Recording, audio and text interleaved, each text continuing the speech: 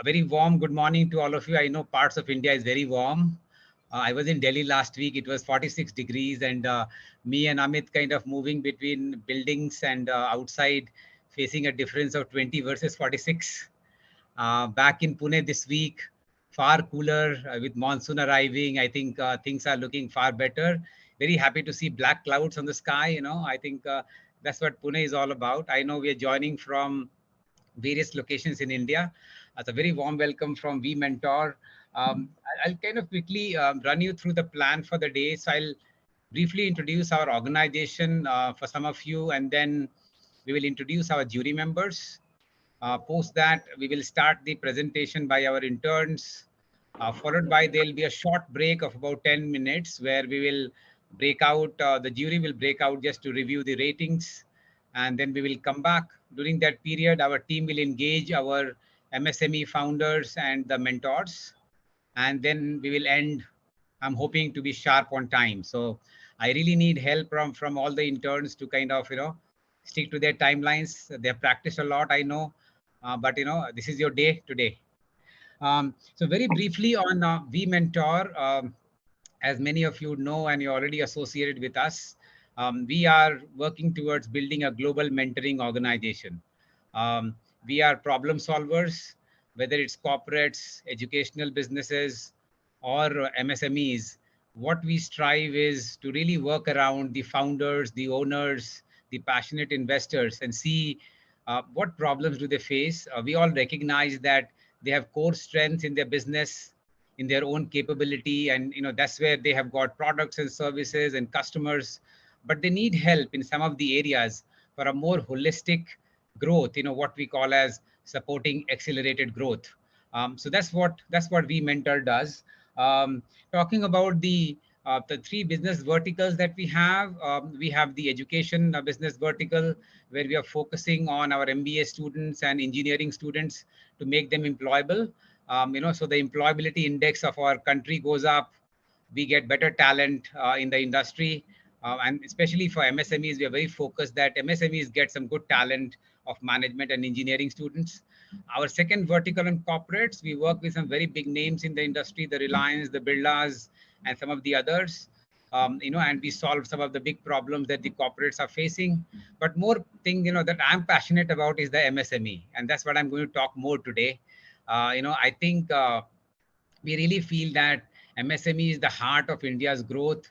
If India has to grow to 5 trillion economy and more, it is MSME which has to really, put that pedal, accelerate and, kind of move on and grow multiple folds. That's what we are looking to help and achieve. We are not only looking to build the business of MSME, as we are in the consulting business to provide end-to-end consulting to our MSME founders and their teams, but we are actually in the mission to build talent, build the talent of management and engineering, build the talent and help grow the MSME talent within their own organizations. That's what we as VMentor are actually looking to do. Um, you know, uh, the USP that we offer, and that's really important. And how do we differentiate ourselves from the other consulting companies? We handhold them. We really listen to them. It's not a one-way process. It's a two-way process. We give a very patient hearing to our MSME founders, try and understand where we can connect, where we can really get a feel of their pulse. What challenges are they really facing? How can we really, through a dialogue, discussion, identify those areas and work towards helping to solve some of those problems and help ease out their challenges. I think that's what we stand for. We look at outcome and matrix driven culture. So we look at setting up goals and targets with MSME, and then make sure that we work with you, handhold you, be in the process. We have a very strong project management offering that we provide to our MSME, so that we really help you implement the strategy, not only help you develop the strategy and give you some action plan, but actually take you through to the whole process. That's what VMentor typically stands for. One thing I want to highlight is that, and this would come out today as well, that of course, as business, we are commercially minded. We want to do projects. We want to earn revenue. But our big focus as we build the MSME practice is more on investment. investing in talent. Look at the 9 people that present today, our students from 2 very well-known management institutions, the Bharati Dasan Institute of Management, Trichirappalli, and the Symbiosis Institute of Management Studies in Pune. We are there to invest. We actually spend time with our mentors every week, 2 weeks. I have spent time with them. My team has spent time with them, helping them understand and navigate their project management, the whole process of doing their research and doing the summer internship. So that's what we are here to kind of put significant effort and focus on the areas that really matter to MSMEs. In the manufacturing space, look at their product and services, help them on finance, marketing and sales, IT, digital. People is coming out to a big area within MSME, that how do we really help build that people capability both at management and at the middle management level. So that's what VMentor is all about. I'll just kind of briefly just covering that, so that there's a common understanding about the organization.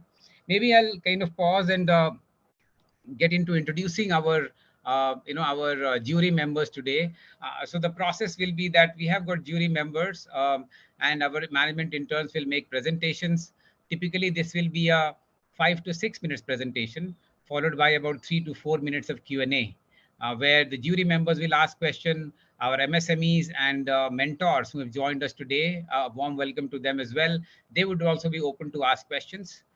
We will be kind of doing some kind of a rating across 5 parameters. And then we break out for 10 minutes after the presentation to just kind of collate our ratings. And then we'll come and announce the 2 best interns that we see. Of course, I know everybody has put a lot of effort, and I must put this on record that in this summer, in this heat of summer, all of these guys and gals have gone out, spent time with MSMEs. They've not been afraid of visiting plants, meeting MSMEs, spending hours with them to really do their research, look at the data, analyze, and come back with the outcomes that they're going to present today. So very thankful for the work that they have done, and I hope that they benefit from this work that they have done. Let me now briefly introduce, I don't know, Mona, can we project the concerned jury member when I'm kind of talking about them? So maybe I'll take the opportunity to first introduce Sameer Sathe. Um, Sameer is a great friend of ours.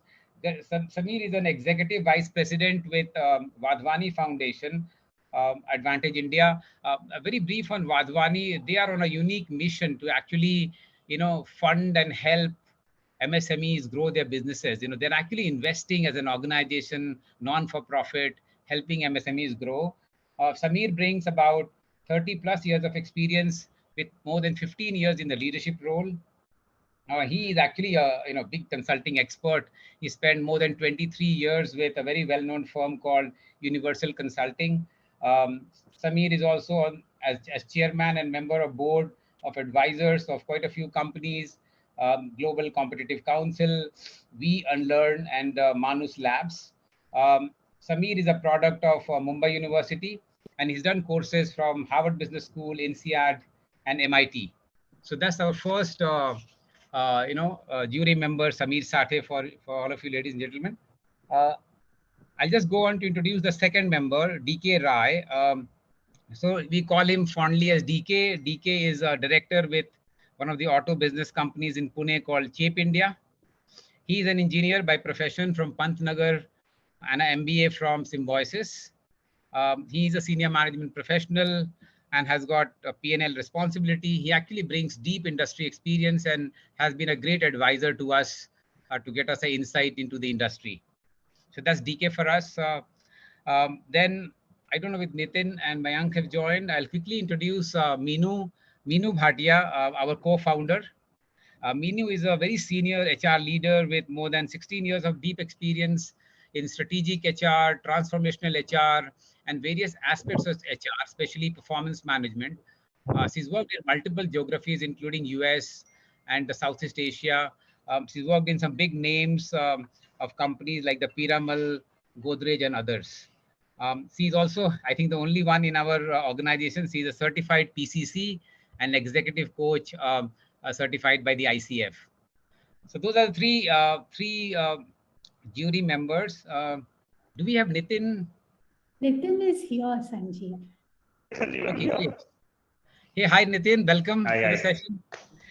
So Nitin, I met him a few weeks back in Hyderabad, and I think Nitin, I'm going to take liberty to introduce you as a big Nitin of Hyderabad. Uh, people fondly call him like that. Nitin is actually I think my conversation with him was more on investment and how do you pick and choose good companies. Nitin is a very passionate investor, a private investor in quite a few companies, and he has that knack of identifying good companies for investments. That's what he's expert at. Yes, he's our investor as well. Nitin is a chartered accountant, and his key skills, as I mentioned, is to really understand the businesses. So Nitin is here to kind of help us from that perspective. Mayank, do we have Mayank on the call? Yeah. Hi, Sanjeev. I'm here. Hey, hi, Mayank. Good morning, and thanks for Morning. joining. Mayank is the founder and MD of a company called Kalamkari Lifestyle. Kalamkari runs a pastry brand. It's a fusion wear, women's fashion tech company. I've been very impressed with Mayank. I've spent quite a lot of time with him recently. Passion, he's like his passion is about design, and you can guess it right. He's actually a product of one of the most famous colleges, the NIF Delhi. Um, what kind of really struck me was Mayank started doing business at the age of 19, and the kind of stories I've heard about his experience in the US market, that's really fantastic. And he's our MSME rep on the jury. So welcome, Mayank. We look forward to your contribution. Thank you. Thank you for having me. Thank you. Briefly about myself. So my name is Sanjeev Tripathi. I'm the president of VMentor, looking after the MSME business. I'm a alumni of Harvard Business School, an engineer by profession, and an MBA from Goa Institute of Management. Bring about 30 odd years of experience. Worked in the Tata Group, a couple of global banks, Credit Suisse and Royal Bank of Scotland, and also with a large US multinational. So maybe with that introduction, we've taken about 13, 14 minutes. Really, I'll straight away hand over to Mohana, and maybe we can start the presentation, Mohana. Diving into my presentation, I would like to highlight what are all the flows in which my presentation is going to be. My presentation has three main parts. The first part would be overview of the approach, how I have approached this project. And the second part would be what are all the highlights and what are all the findings that have provided that I have provided in the report. And the third part would be what are all the key things that I could go in deep in this particular presentation, as there is a time constraint. Okay. So the overview of the approach is like I did stakeholder mapping and analysis. For example, if you consider finance as a particular domain to help the MSME, what are all the stakeholders involved are like MSME and banks who provide the loans for the MSME, as well as the credit rating agencies. So what are all the points that they feel problematic with each and every one while interacting with themselves. So I have conducted interview in these particular areas with banks, MSMEs and credit rating agencies. My area is like industry cluster I have approached is Ambattur, Chennai, as well as Coimbatore. And the industry is automobile as well as textile. And I have approached medium, small and micro enterprises. So next slide, please. So the set of problems which I have identified and highlighted in my report are around 12 things. Like these are the main findings in my project. And as far as the time constraint, I would like to highlight three main aspects, like an instant coffee like solution for the MSME finance problems. So yeah, next slide, please. This is going to be, as I have said, this is going to be a third part and main part of my presentation. So the first problem which I would say is that double payment of GST due to delayed realization of input tax credit. So let me make it simple. So consider me as an MSME and you are my supplier, for example. So I have purchased a product from you in the past month and I need to pay the tax at the 10th of every particular month. So while I am filing the GST, if you did not pay the GST for the product which I have purchased from you, then I need to double pay my GST. So this is going to be a significant impact for the MSMEs.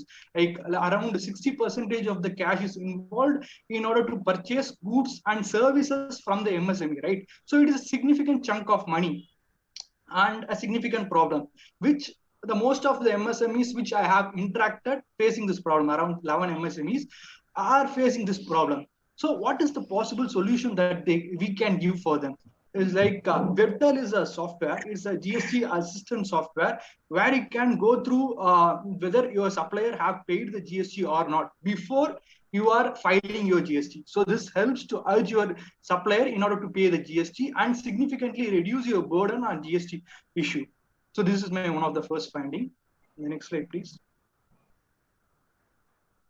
And the second thing is risk involved in foreign exchange currencies. So here also consider me as an MSME and your side as a bank. Okay. So in this particular issue, if I need to do a foreign exchange transaction as I am an export MSME, so whether I can do transaction today, it depends. It depends upon the foreign exchange rate of today, right? I don't have the access towards the data.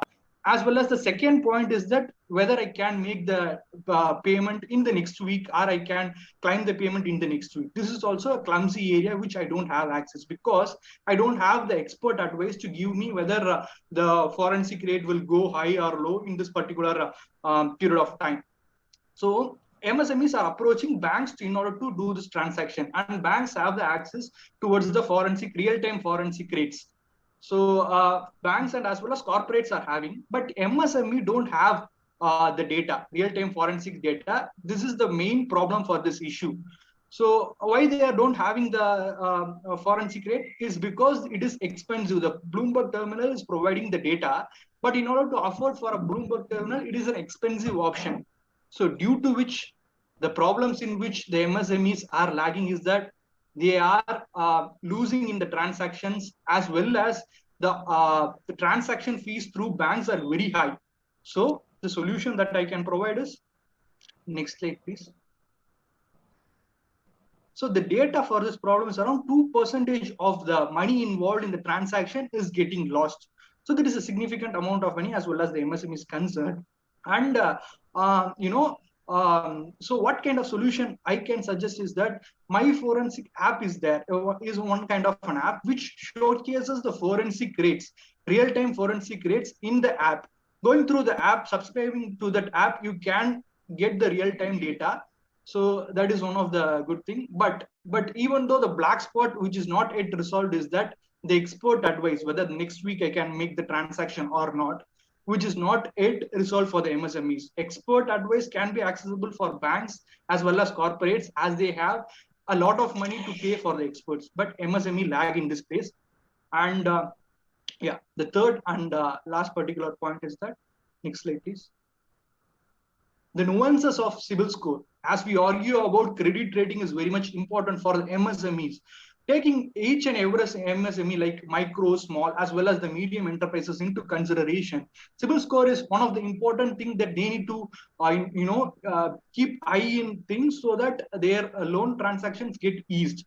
So everyone knows about the CIBIL score. To a rough estimate. To give an example, while I was interacting with an MSME, so he is not aware of this particular issue. So I will demonstrate it.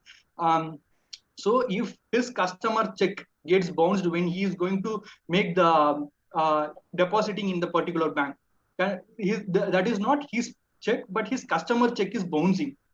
And then also his particular CIBIL score will go down. So his check is not getting rejected, but his customer check is getting rejected, but his CIBIL score is getting down. So the particular MSME is not aware of it, and a lot of MSMEs are not aware of the nuances involved in CIBIL scores. So this is one of the significant area which VMentor.ai can help them. This enhances the possibility to acceptance of the loan, as well as they can touch upon the interest rate reduction as well. Whether it can be reduced or it cannot be hiked from. If you are a lower MSME, your interest rate will be hiked. If you have a decent score, you can be protected from this. So VMentor like consultancies can help on this particular issue. So this is my holistic presentation, and the recommendations for governments and banks are provided in my presentation. And as far as the time is considered, I just coupled these things into my presentation. Thank you. Thank you, Manoj. Thank you. You really tried to be on time. Over to jury members for any questions to Manoj. I think he had a very focused presentation. Yeah, I have a comment on the question. So this point that you highlighted about civil Manoj, it's a very, very important point. And as of now, the automation and your machine learning picks up civil score at a very, very small level, and this is going to amplify through the roof over the next few years.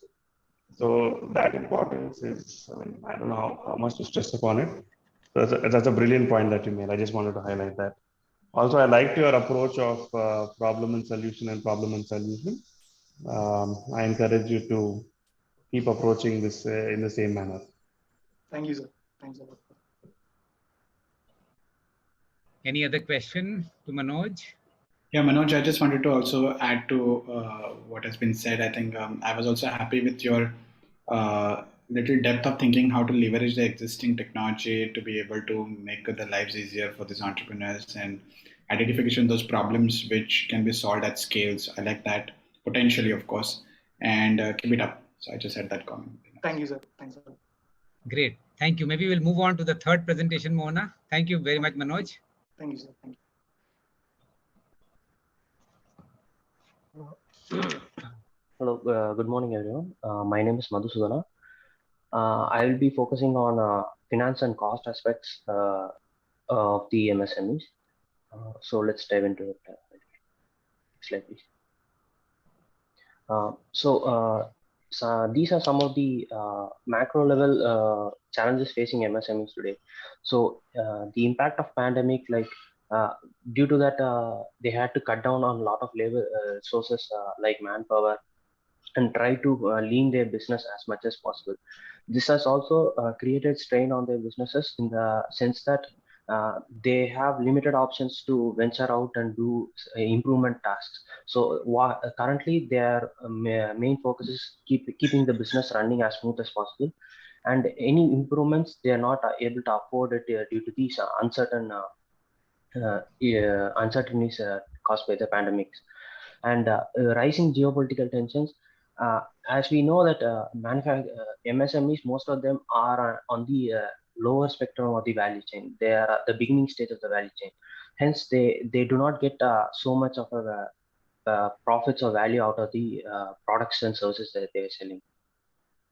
And especially in the case of manufacturing, where input raw materials account to more than 50 to 60% of their total business costs.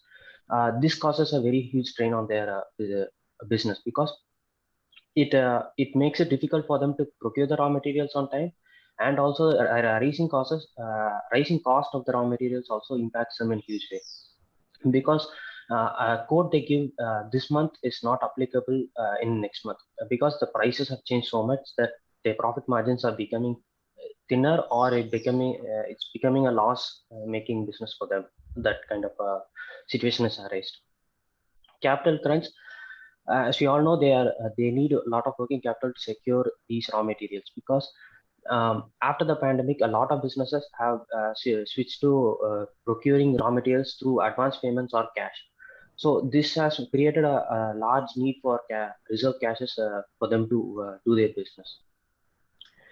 Next one, as previously mentioned by Prithvi, also there is a high risk perceived by banks, so that they're not willing to give out loans as readily as compared to larger organizations. And the timeline for getting loans from these financial institutions are also longer compared to their needs of the MSMEs. The MSMEs need it within a month or like 2 to 3 weeks, but the loan process takes about more than 1.5 to 2 months. In that time, they cannot secure these loans and funds to run their business in time. So they are switching towards more private lenders and the informal sector for these loans, despite it being a higher interest rate loans. So we'll move on to the next slide, please. So yes, this is the cycle I thought about, how it is going on a perpetual motion. So like because of these uncertain sales and irregular purchase schedules that they're getting, they have to pay through cash and advances.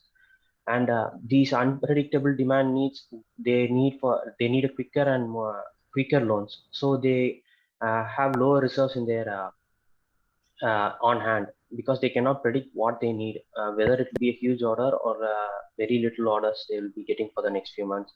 This restricts their future expansion possibilities also. And this keeps continuing, and they are stuck in this loop, and they are unable to improve themselves in the long run. So next slide.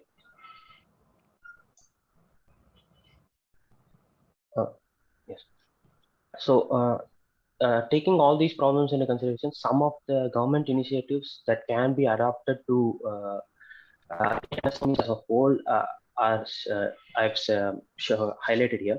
So the government e-marketplace is a great initiative by the government after the because they are using this marketplace for purchasing of government supplies also.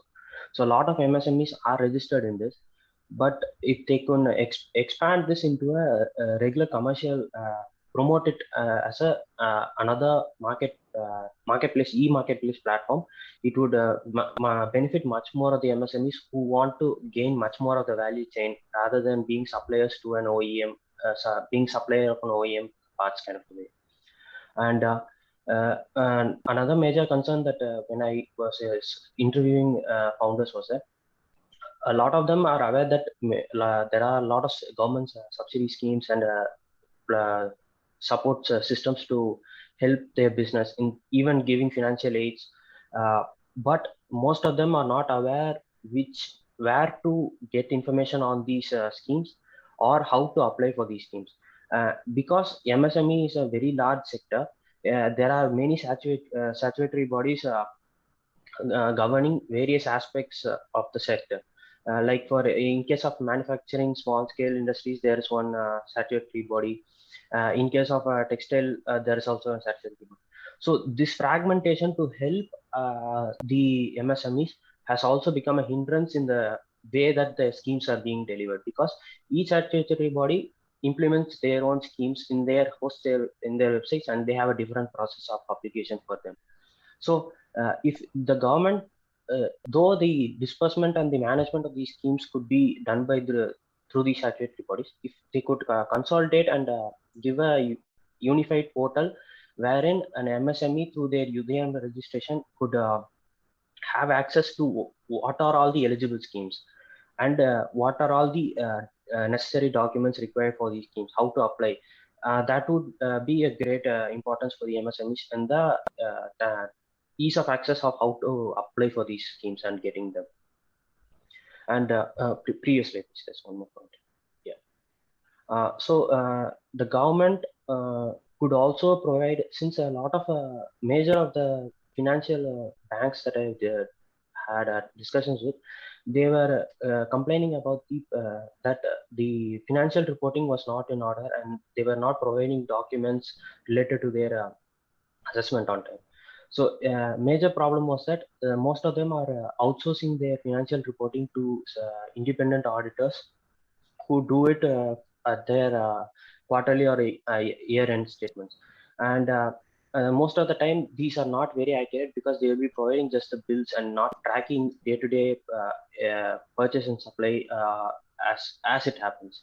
So there might be some errors in the entry also. So this causes some inconsistencies, and it also they also do not analyze these reports regularly. So it's more like a regulatory thing that they have to do, and they forget about it. So if government could provide a low cost of modules kind of a thing where they could automate these processes for financial reporting and implement it for MSMEs, then it will be a much easier process for them to adopt and move up on the adoption scale for digital, as it also helps them adopt new techniques for managing their business. So next slide, please. So the financial recommendations would be, since a lot of the the banks are also setting up branches, dedicated branches near clusters in order to do business for them efficiently. So there is effort from bank side also, but though banks want the business, they are not helping them as much as the help is needed there. So in the case of the reporting issues that we discussed earlier, the MSMEs are not very good at that reporting portion of it, and there's not much clarity in their financial statement. So what they could do is, they could educate the MSMEs through workshops or drives wherein they give out the advice on why they need to do certain financial reporting, why they need to do some financial analysis of their business, to help them realize on the benefits of doing those things. So if once they know what benefits are being availed through these activities, they will see the value in doing it and spend resources in implementing those implementing those. Expedite. Yes, sir. So the next one. So opportunities for VMentor here is there are a lot of schemes for government in government schemes where they are looking for consultants and they need to be registered to implement these schemes.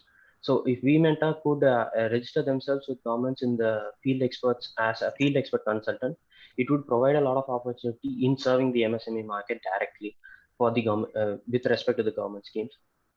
And the VMentor could also, like the government recommendation, VMentor could also create a low-cost, easy to deploy solution for that can be integrated into their operating procedures.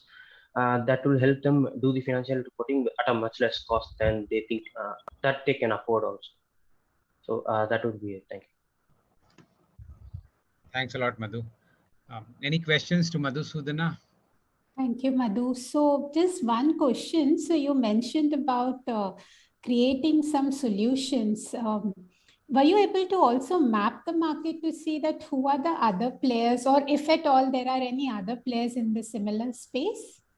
Currently, no. Like most of them are traditional ERP systems that provide services to more medium or large scale companies. And even these companies that I interviewed also, most of them were not using any ERP solutions. Some of the medium scale companies were using Tally and having an accounts person in-house. Most of them did not have an accounts person, and almost most of them also were outsourcing it to external auditors for their reporting process. So if they could do it in-house and have a dedicated person to do it at a low cost means, that will definitely work. So that's what I had seen there. Okay. Madhu, hi Madhusudan, this is DK. Good morning, sir. Good morning. You have identified a good problem actually to be addressed in this overall segment.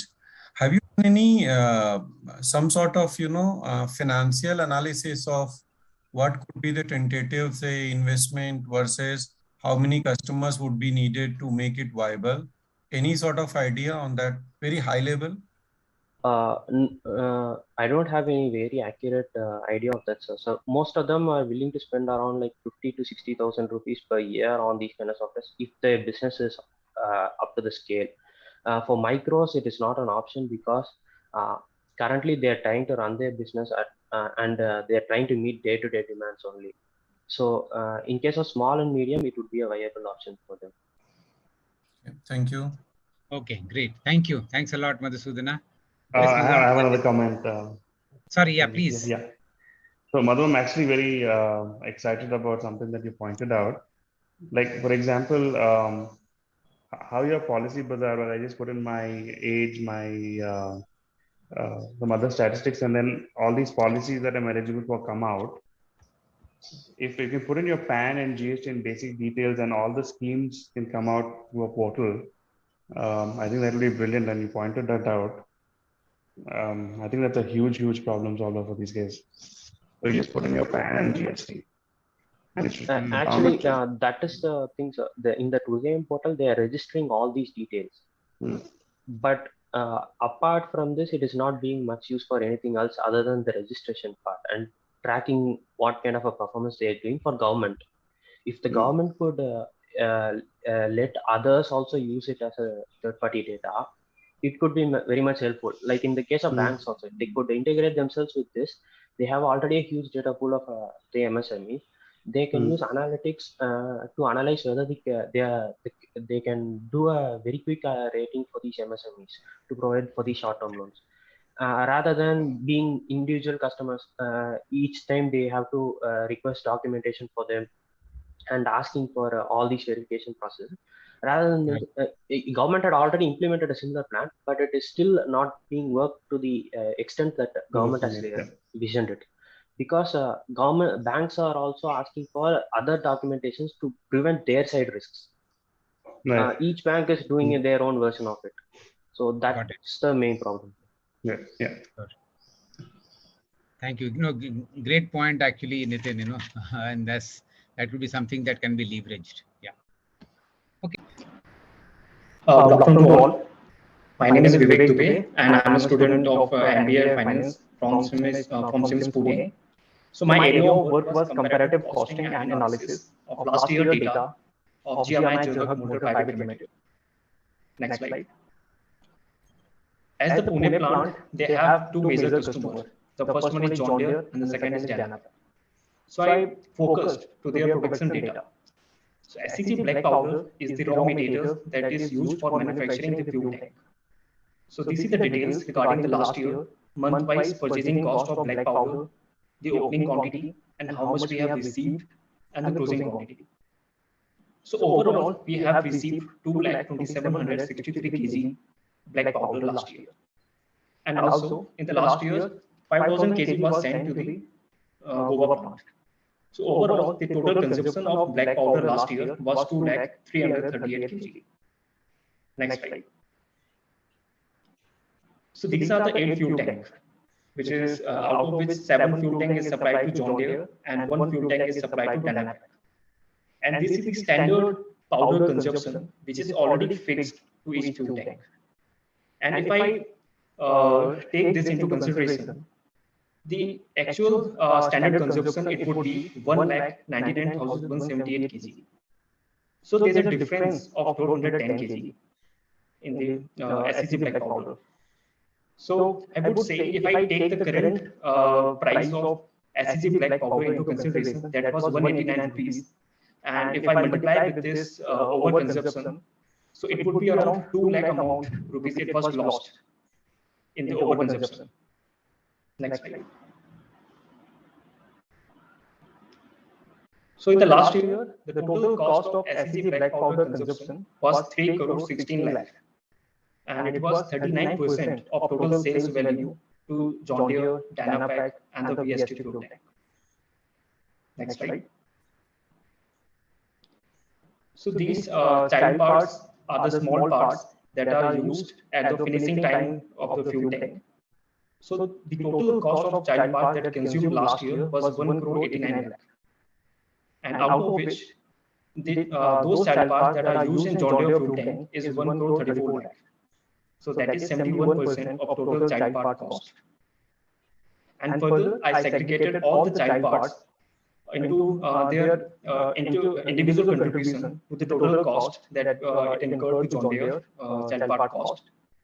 And if we further reduce these individual child part cost, then we can reduce our total John Deere fuel tank that we are supplying to John Deere. So I think this could be done by negotiation with the supplier. Next slide. So in the last year, the total production of fuel tank was 26,378.